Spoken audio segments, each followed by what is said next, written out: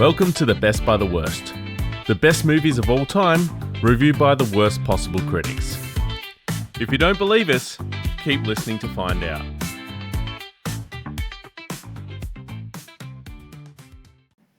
Who are we sponsored by? Are we cracking it open first? Yeah. What a great start.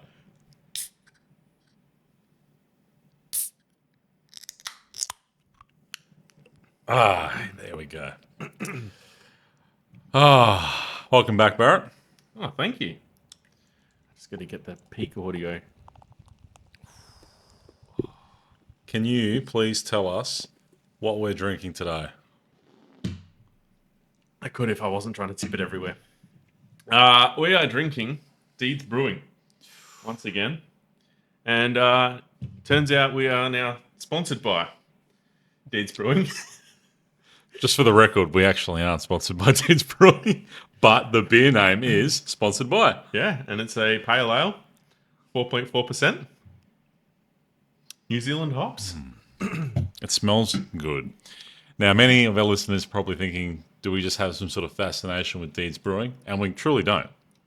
We love all kinds of beer from all different kinds of breweries, but just something lately in these cans have been drawing our attention, Barrett. Do you know what it is?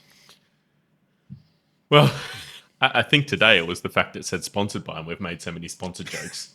Definitely. And they've been, releasing some bangers. So shout out to Deeds Brewing. And I'm looking on the back here, and they talk about sponsored by being in the name and a list of sponsors that they're, I'm assuming, sponsored by. There's room here for one more.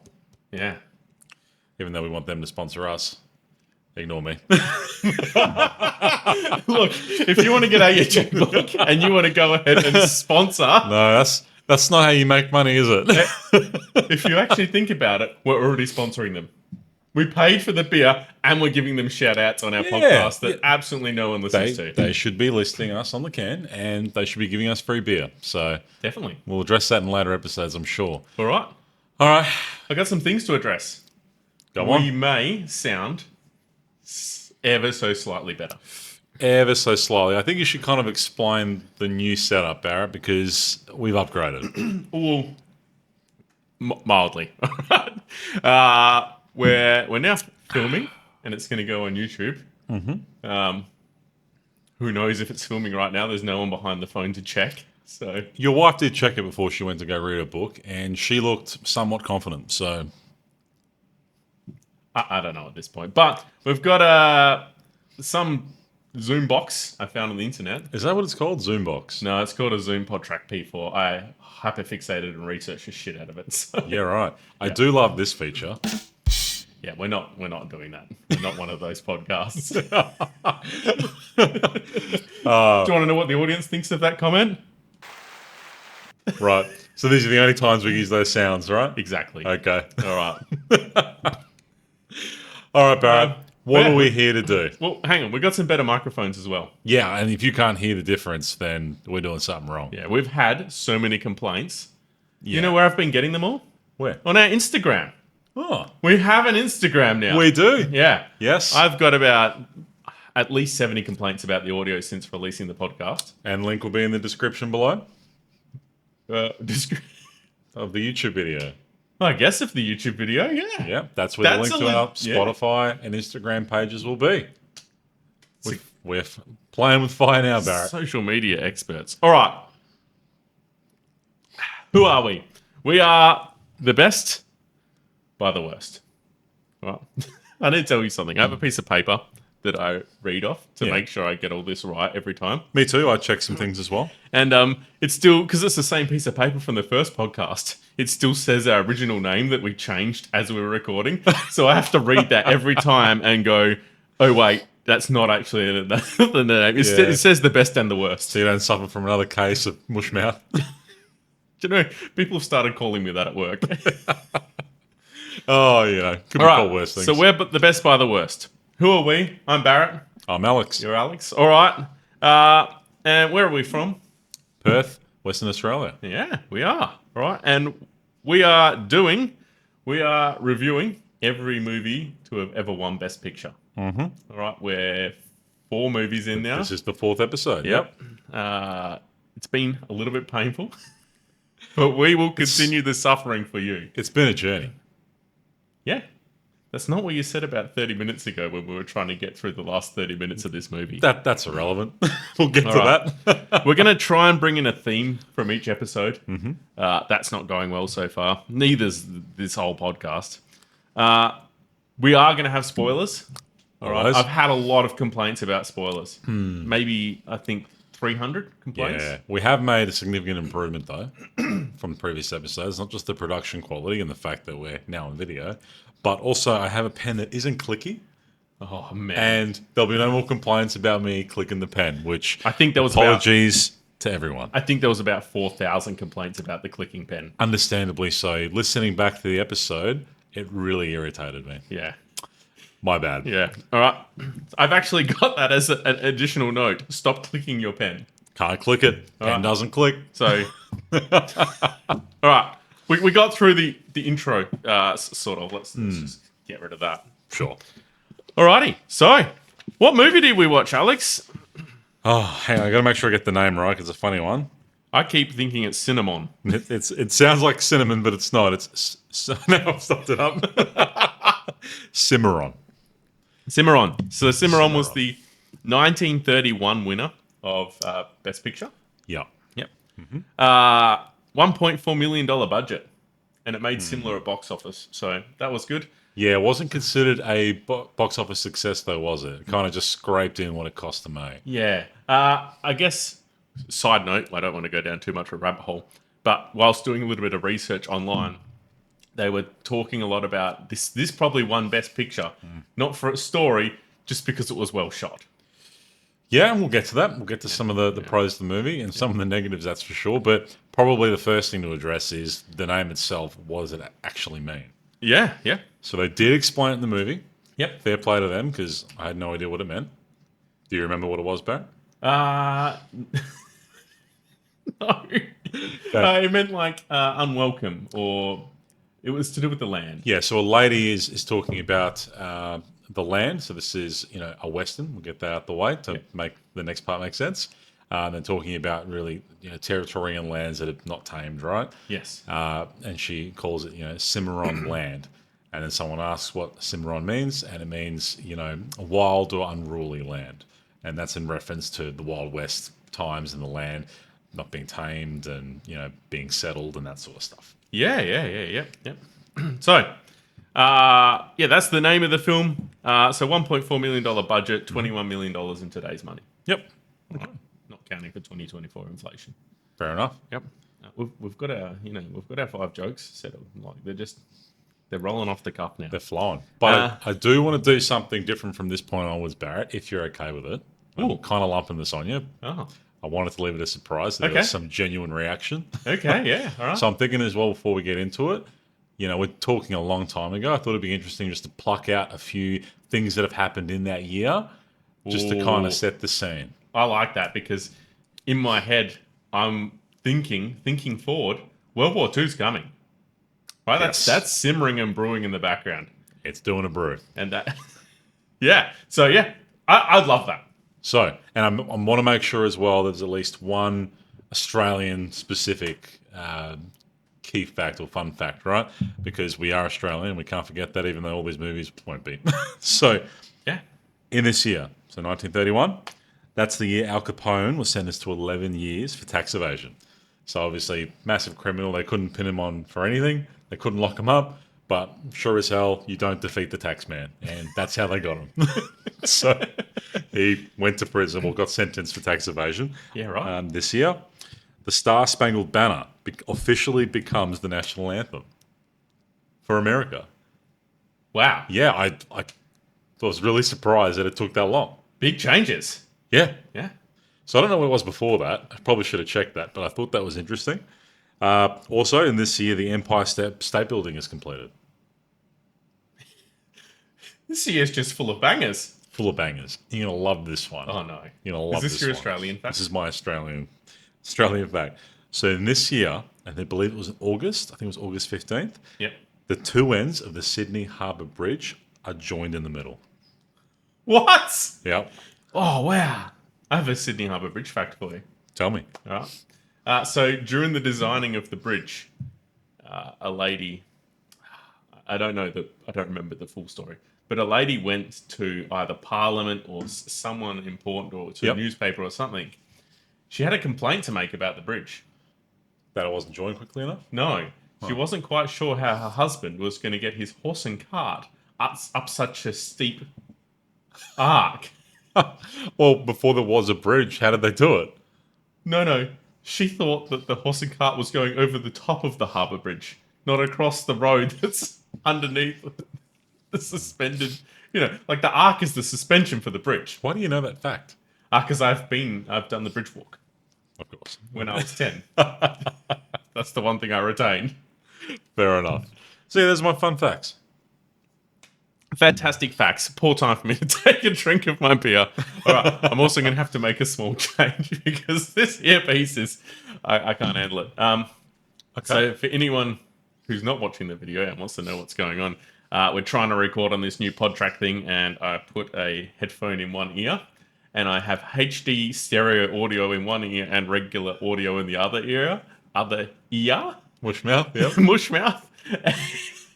And it's falling out of my ear constantly. I'm constantly playing with it. I think I'll just ditch it, and we'll just hope that the audio is fantastic from this point on. Make the adjustment. Right, it's gone. All right. Perfect.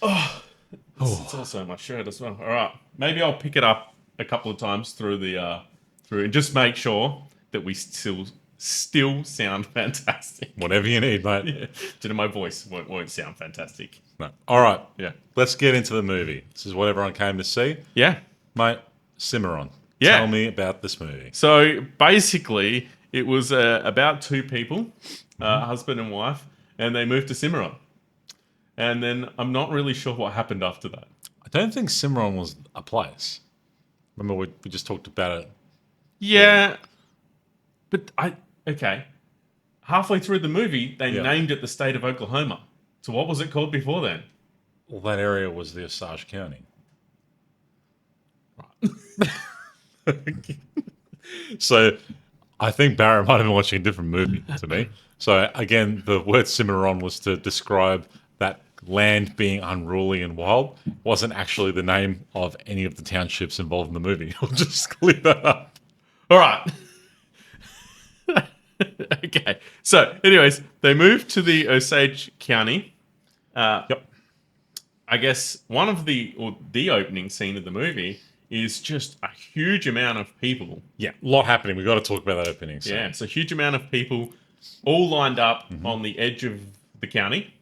All right. And they're about to shoot a gun, and there's a land race going on.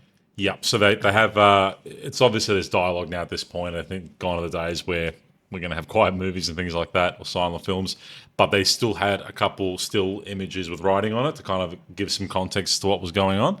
And right at the start of the movie, they had the first one, and it was explaining how the president at the time, President Howard, I think it was, had just released 2 million square kilometers of land. And then so what the next scene was basically hundreds and hundreds of people all on horse and cart and different kind of, travel devices. And they were all like ready to race at like the sound of a gun to go and acquire this land. And so I'm thinking, how does this work? So he releases this land and everyone can just like take it? Like, what do you do? And my guess was actually kind of right. What did they do, Barry? Oh, yeah, they just went riding in. There was carts flying everywhere. They fast-forwarded this section of the film. Yes. So it was a very clearly sped up. No effort put into that beat.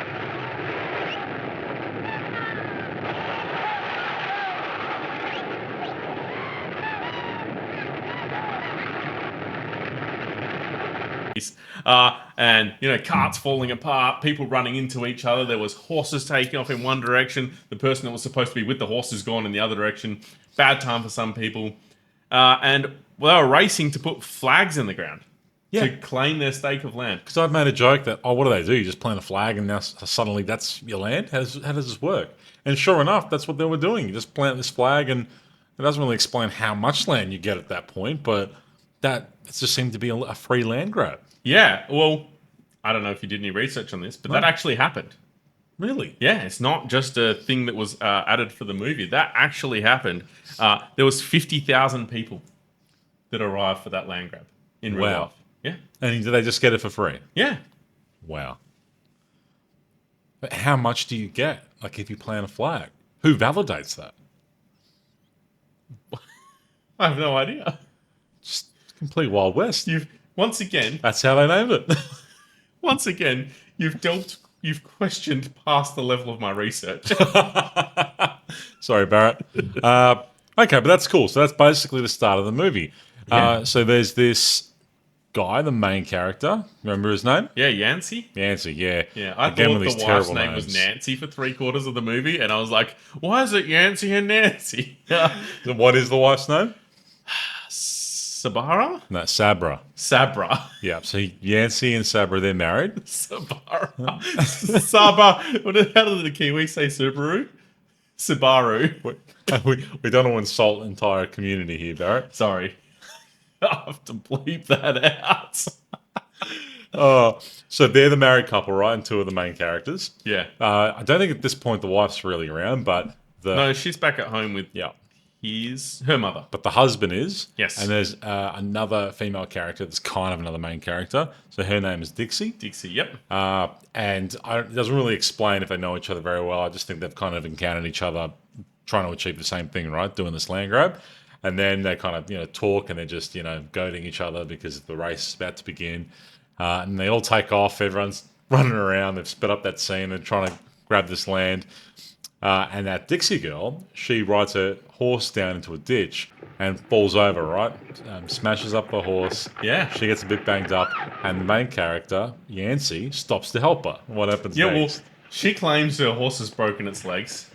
I immediately see through this and I'm like, it's a decoy. She's up to something. And Alex is like, no.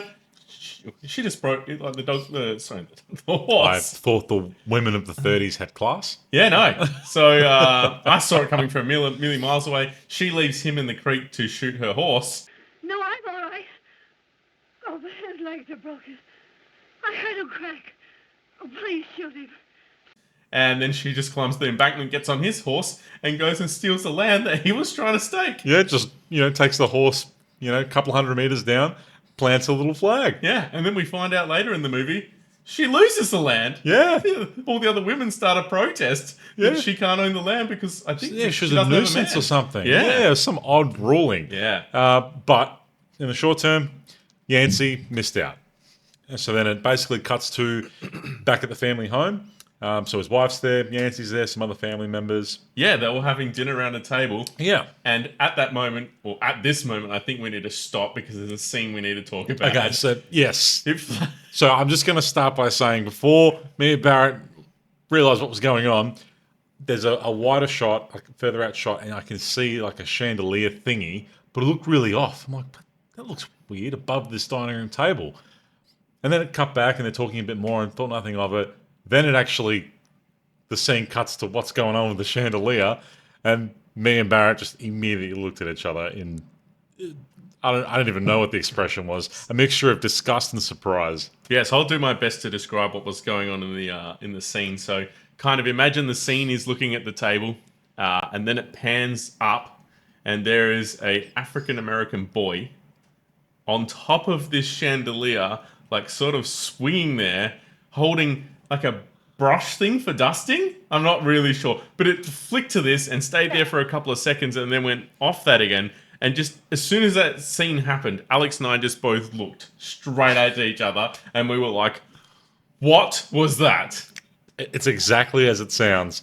It's an incredibly racist opening scene in that family room. And then he falls off that chandelier and kind of ruins some of the food. They're all having a go at this kid. And then you can kind of see that his parents are, servants in the house. And they spank him a little bit and he runs off.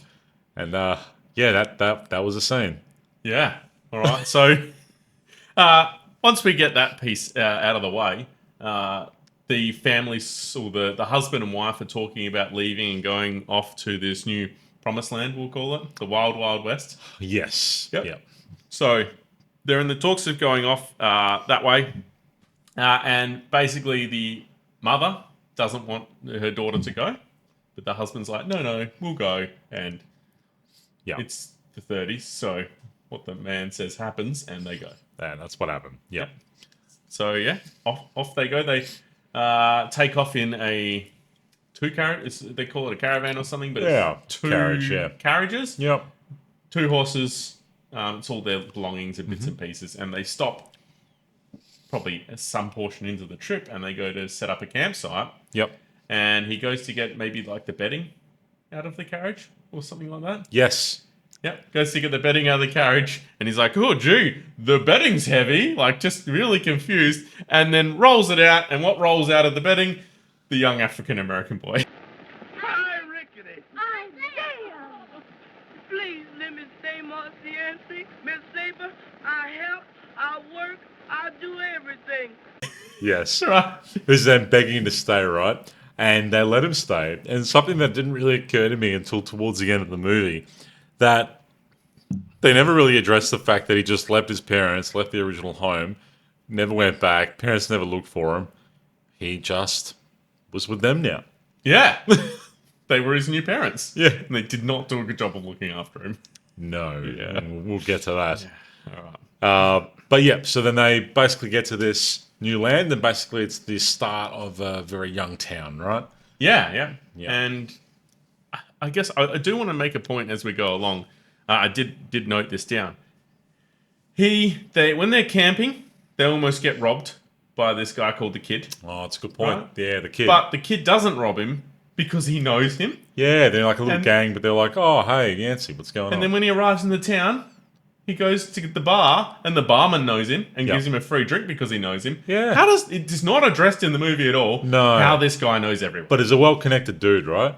And he Well-connected. gets around, you know. He does a lot of different activities. Seems to just chase whatever's the hot topic at the time. And we got like a bit more of that later on in the movie. But yeah, he knew a fair few of the people that are in this emerging town, right? So there's the saloons, there's some furniture stores, other bits and pieces, and like you said, he knows a fair few of them already. When they get to this town, so they're staying in a place. I don't know if it's a hotel or a home. They eventually do set up a house. But basically, the first night, the wife and kids, they stay home, they're sleeping, and he goes to the saloon, right? Yep. And that's when he's like kind of talking to the bartender, who he knows, of course, have a bit of a chat, and then he runs into this, older, rough-looking dude who's clearly part of some gang, and they don't like each other. No, they No. do not get along. It's almost like they've got pre-existing beef. But I don't think ever explained if they actually knew each other or. There's a lot of things in this movie that Yeah. just are not explained. But they got beef. They don't like each other. That's for sure, right? That definitely happened. And that'll be important later because they start then stirring each other up for the next half an hour of the movie, right? Yeah, I really like the scene where he's like walking down the main street with his wife, and the guy that he doesn't like shoots his hat clean off the top of his head. Yeah. So then he retaliates by shooting the guy's ear. Yeah.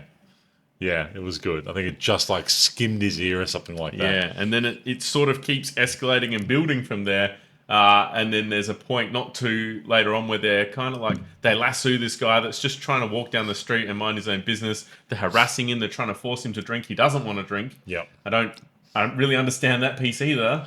But I guess while he doesn't want to drink, Yeah. they're like he's trying to force the alcohol down his throat. And Yancey pulls out his revolver and shoots the bottle clean out of this guy's hand. Yeah. So that's getting towards the peak of the confrontation between them, but that part's settled after that. They kind of go their separate ways.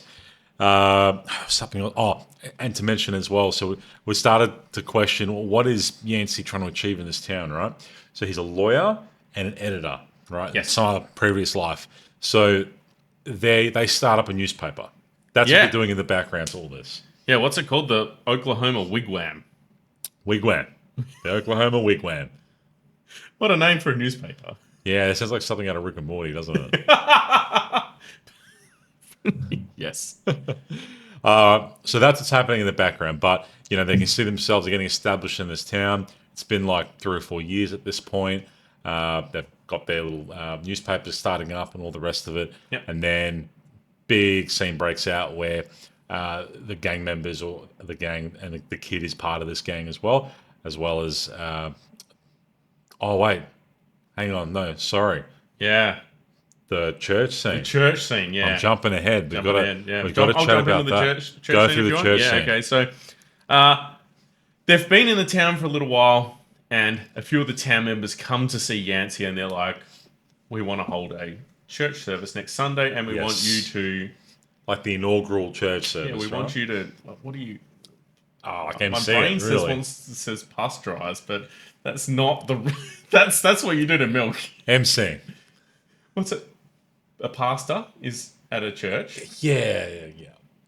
He's Okay. facilitating the. He's session. facilitating a church. Yes. Right, that's the best we can come out. Sure. We don't know primary colours, and we don't know how to the terminology for facilitating. Words are hard. Oh man, why did I pick difficult words to say? Anyways, so Pasteurized, eh? pasteurized. So he's running this church seminar, and I think it's in the casino. Because like later on, you see like when they pass the hat around to get the money from everyone, they ask for what they asked for. 2 bits. 2 bits. All right. I did Google what a bit was. What's a bit? Because it was one of my 5 things that I've noted down. Yeah. It is 1/8 of a dollar Okay. or 12.5 cents. Well, there you go. Yeah. All right, so, anyways, they pass it around. Everyone has to contribute a bit, essentially. In the background, behind where he's giving this seminar, there is a picture of a naked lady. Yes. All right. We did say we'd talk about nudity. That is the only thing that is remotely close to nudity, and it is so Close grainy it got. Yeah. you can only see like sort of a silhouette of a woman. Slim pickings for a while, Yeah. I think. Yes. So he's running this seminar, and the guy that he's been beefing with this whole time sort of arcs up again. And Yancey's just had enough by this stage, pulls out his revolver and shoots him. It's not what happened because he clearly looked away.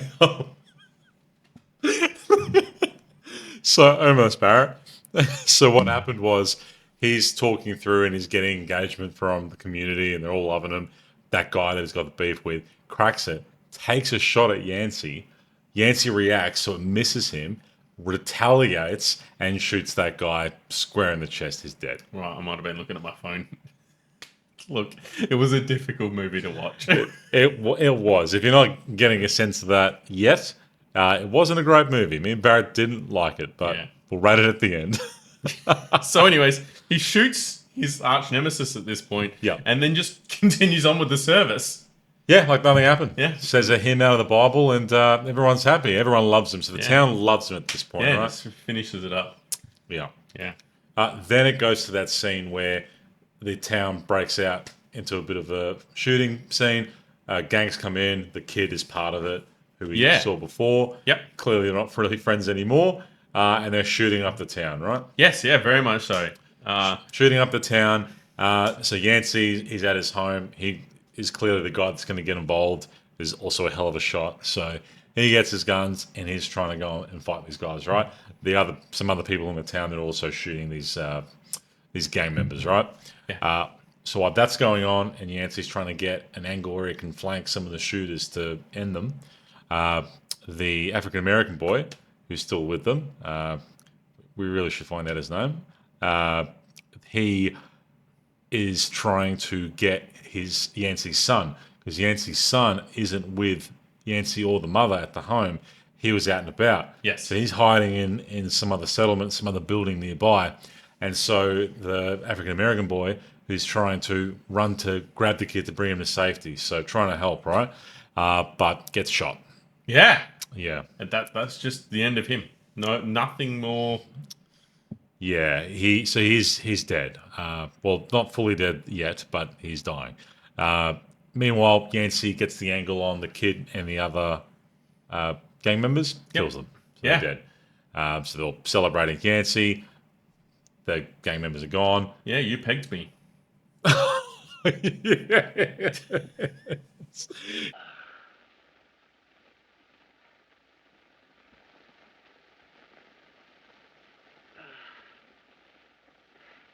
You pegged me. He clips the kid on the first shot and says, "Ah, you pegged me." We thought that was going to be our word of the episode. I think we yeah. both immediately wrote that down. Yes. And I was waiting Brilliant. for the perfect That's- moment to Yeah. weave that into this masterpiece Well of a done. podcast. That was the phrase, the key takeaway. And then, the kid manages to get a little shot off into Yancey's shoulder, but he's okay. Then squeezes off another shot, kills the kid. Yeah. So he goes back home. He's talking to his wife, about what's been going on. And then another guy comes in with the African-American boy who's now dead. Yep. Sad scene, and it kind of cuts to black then. So One more conversation before the end of that scene. Well, I think it's in that scene. I did note it down around that point. Yep. We're getting a little bit more organised here. Took some notes. All right. We're not organised enough to have microphone stands. I wasn't even going to address it. This is just the norm. They're probably getting horrible reverberation from the table. Yeah, what's your flavour? I don't want to move it. Because Yeah, it's grapefruit. Grapefruit, yeah. Mine's Bloody Mary. That is horrible. Oh, Yeah. it's probably why it's full. Yes. Yeah, no, that I tried to drink that. That is, yeah. Anyone that can't see what we're looking at, the microphone holders are bottles of Belvedere, flavoured Belvedere vodka with microphones cable tied to them. Anyways, what we were saying is the wife has hated the town ever since the start. So originally when her mum said, do you want to go?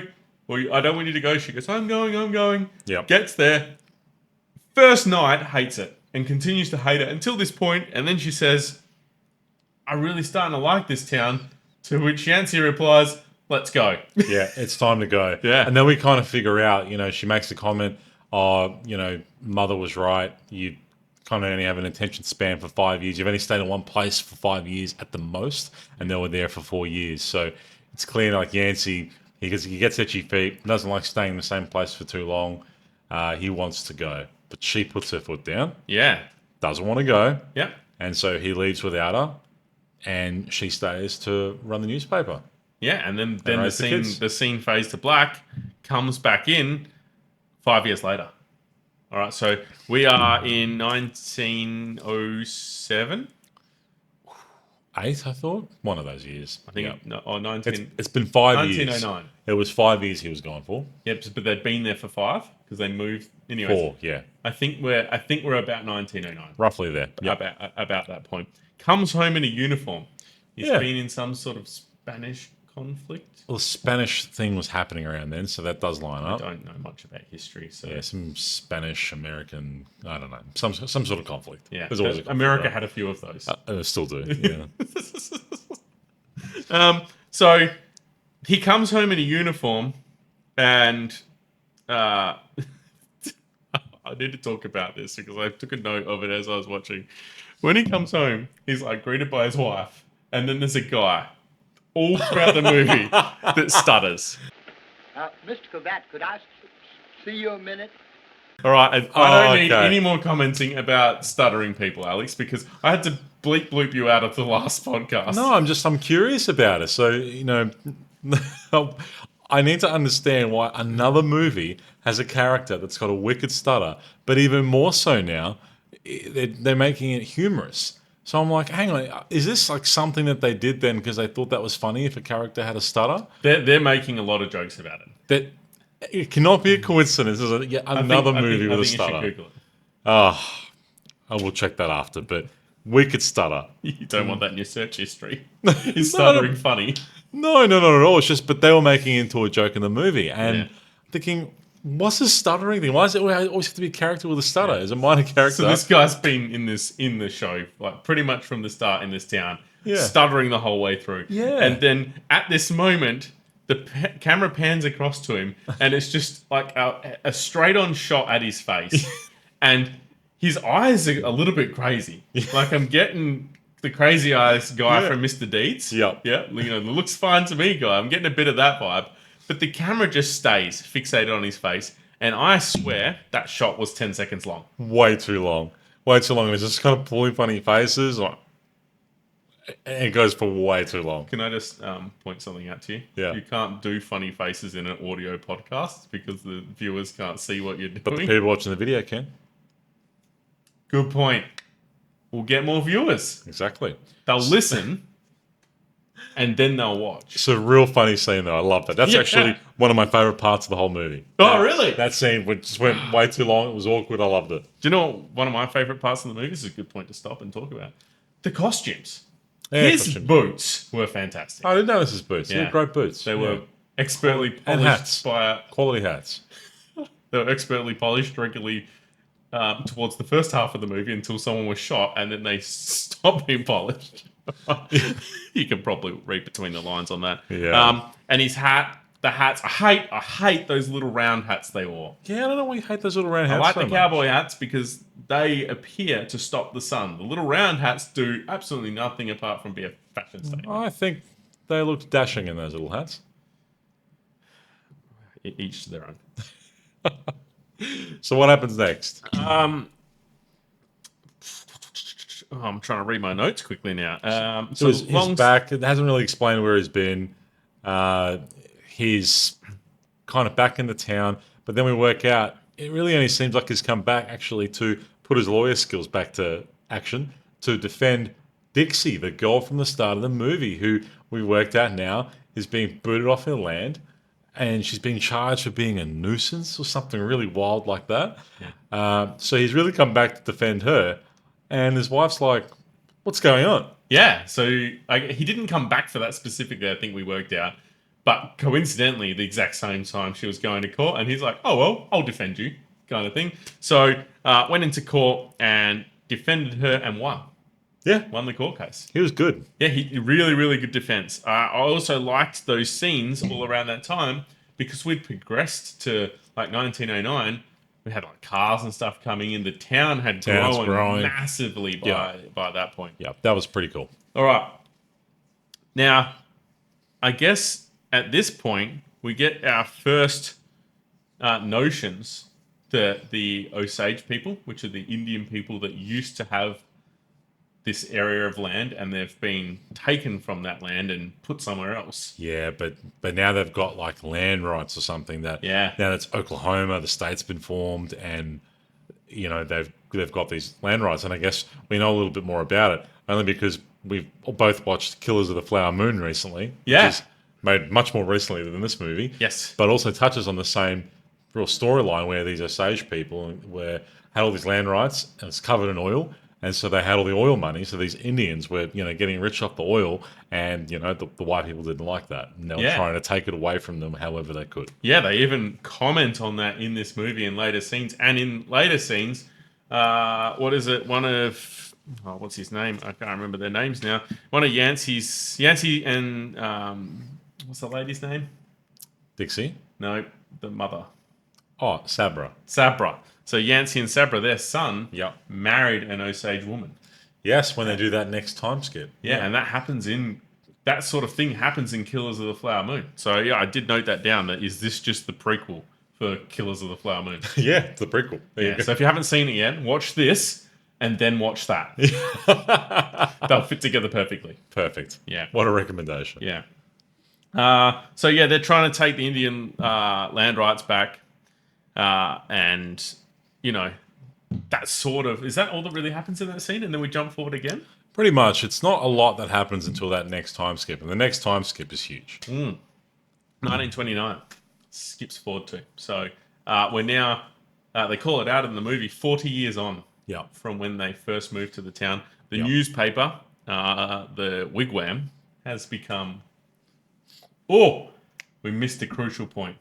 Which is a crucial point. When he was, so we need to now go back to That's not 1909. confusing. So we're back in 1909. Just rewind to see that was a real audio effect. We don't press the buttons.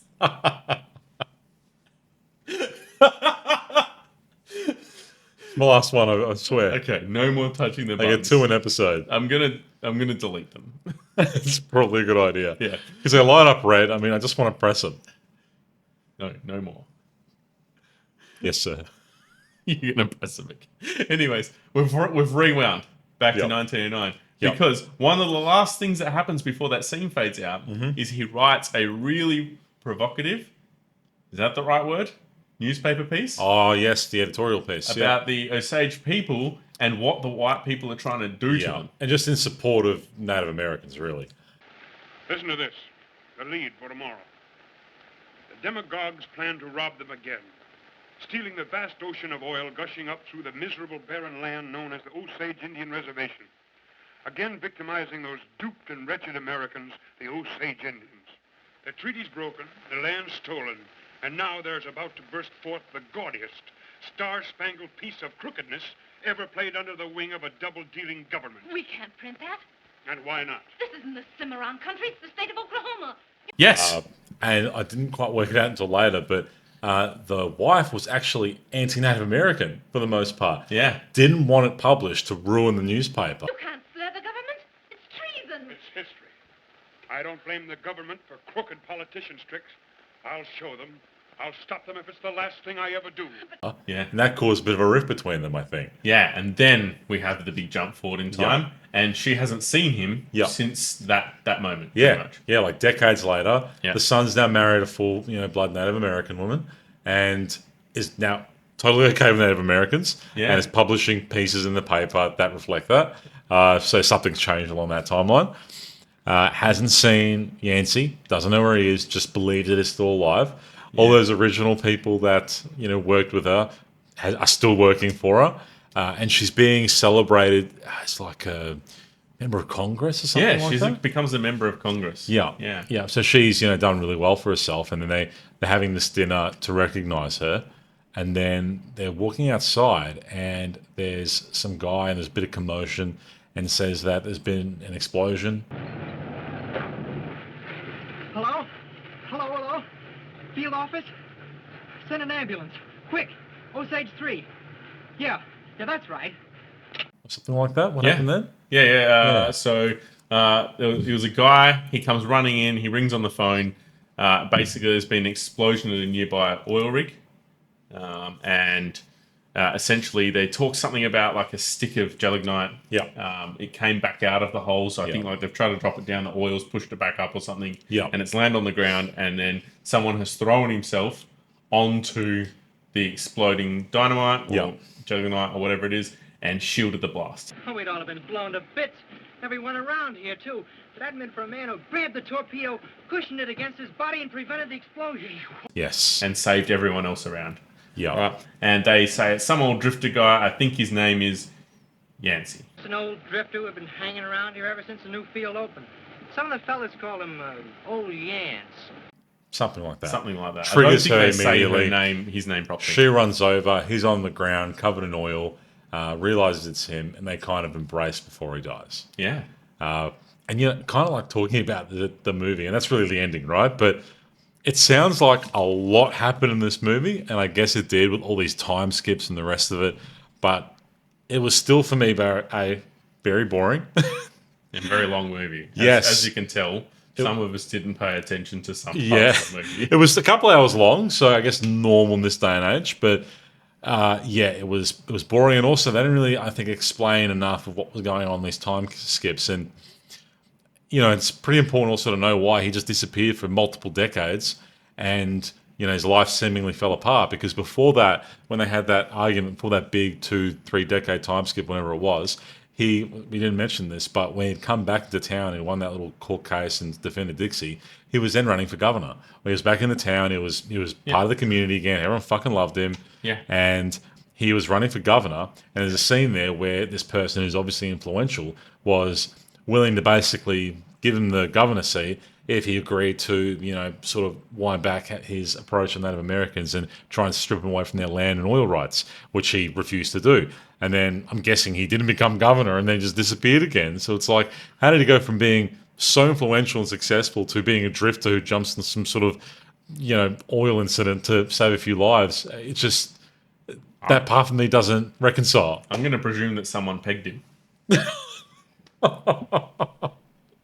Don't press the buttons. I did. You got so close then. It would have been a perfect time to press the It would have. Right. But I made a promise. Couple more things I want to talk about. So just in the closing scenes of the movie, they're printing the 40th anniversary edition of the paper. Yeah. And there's a section that needs like a history piece or something in it. Yeah. and she asked to have the document reprinted from the 1909 section, which is the paper he wrote, the controversial one. Yep. So she puts that back into the paper. My fifth and last point, so of my 5 things that I had to bring up, was what actually happened. Because I'm still... I don't know how we're going to answer that question, but I'm still kind of confused. Us rambling has... I think our version is far better than the actual movie. Yes. They're far more concise too. Yeah, I'm interested to see how many thousands of complaints we get on Instagram. Yeah, we had to go back and forth a few times. We forgot some critical elements, but it's a little hard to follow. Like, they didn't explain things too well, and all the time skips and everything else, and it was a lot, but it was still boring, and I didn't quite like it. Yeah, well, story checks out. Second worst rated movie out of the 96 movies. Adds on, up, doesn't on Rotten it? Tomatoes. Yeah, 40% on Rotten Tomatoes. And it had the little Rotten Tomato spider thing as well. So. I suppose worth mentioning as well, right at the ending scene is they unveil a statue, and it's Yancey. So that's nice. And then it cuts to black, right? I feel like you've just dropped that piece of information in without much context. Just thought I'd make sure that There was a closing the end of statue. the It was movie. revealed. It was Yancey. So I'm just over this movie. So that scene happens at the very end of the movie. It's the final scene. They've just walked out of the Congress dinner, and then there's a statue to be revealed. Yancey's just died. As the statue's revealed, it's him. Yeah. But I couldn't quite make out what was behind him. Was it him shielding his wife or something? There was someone behind him. Honestly, I was just happy the movie was over. But final comment, something that I liked and appreciated though on the movie, was when they cut forward more decades, it still looked like for the most part they had the same actors, but they aged them with makeup, right? And you know what? I thought they did a really good job. Except for the grandson. The grandson. The grandson was just the same actor that played the son earlier on. Yeah. So they'd grown the son up with a new actor, and then they made his son the actor that played the boy earlier on. They did. But for everyone else, the aging, I thought the makeup effects were really good. Yeah. Like, Well, they damn just good. shot this movie over 40 years. Yeah, they didn't do that. But I thought that was really impressive. And that's why it was reviewed so highly. Because of the effort that went into the movie, not particularly the story, from what I could find online. Well, yeah. So, I don't know. I had to have I'm going something to for it. reverse this on you this week. How many Alexes do you give it? I was thinking about this before, and we haven't really talked about it until right in this moment. We said that the absolute minimum we can give a movie is half a star, and that definitely went to the Broadway Melody. Yeah. I don't think this is anywhere near as bad as that. I think it still had way more of a storyline, had some good effects, some cool scenes, made me laugh a few times. So I think based on that, it's worth an extra half a star. I'm going to give it 1 star. I was 100% on the same. We haven't talked about this? No. I was going to talk to you about if we can give 0.25 of a star. So I give it 0.75. Oh. But no, 1 star. 1 star out of 5. Yeah. No. The only other fun fact that I had that I didn't mention at the start, and maybe a good way to close this out is, obviously it was a Western movie. It was the first Western movie to win Best Picture out of this list, but not the first and only. So there's 4 winners in this list that we'll eventually get to, and this is obviously the first. But the next winner of Best Picture that was classed as a Western movie isn't for another 60 years. Oh! Yep, so 1990, bonus points. Do you know what that movie is? And wait a few seconds to give our listeners a chance to have a guess. You're going to need more than a few seconds because I have absolutely no idea. Oh, well, have a 1990. guess. Dances with Wolves. Bingo. Ah! Got it! Well done, Yeah. boy. Yep, so I don't know how many of you guys got it, but yep, that's the next time a Western movie won, and that was 1990. So we have a damn few movies to get to before we get to that, but I'm glad I didn't Time. embarrass myself with that. Yeah, you did well. Yeah. Well done, boy. Who's the main actor in that movie? Lead actor. Pretty sure he directed it too. I'm not this person. I don't know. I'm the worst. I'm living up to the name. Who is the actor? Kevin Costner. Ah, he's fantastic. Yep, that's And what you got my me God, for. he is a good-looking man these days. Don't know where that came from. You don't in Yellowstone? Haven't watched it. Oh, Oh, we if nothing else in this review, we found out who Barrett's man crush is. Kevin Costner. No, And it's not, actually- not like 30-year-old Kevin Costner, 70-year-old Kevin Costner. well, actually, my man crush is Nicolas Cage, but... Oh, that doesn't count. He's everyone's man crush. All right, we'll see you next week for... Well, have we looked at this? Grand Hotel, I think it is. Is that the next one? Yeah. Yeah, right. We're moving into the 30s now. Like we were, I'm excited. With 1930s, we're not deep into the 30s, but we're getting in there. All right, and I'm Getting in there. I'm really keen to hear your facts from 1932 next week. I will have them ready for you, mate. All right. Well, on that note, it's probably a good. Thanks, everyone. Yeah. We'll chime out. We're going to have Wanna another give beer. a shout out to our sponsor by. Yep. Deeds Brewing, sponsored by Parallel. Yeah. Not Excellent a sponsor. drink. Not a sponsor, but could be. Could be. Could be. Hit us up on Instagram. We're blowing up, so we're listening to offers. Yeah. We might get too big for you. Don't know if you can afford us. Just saying.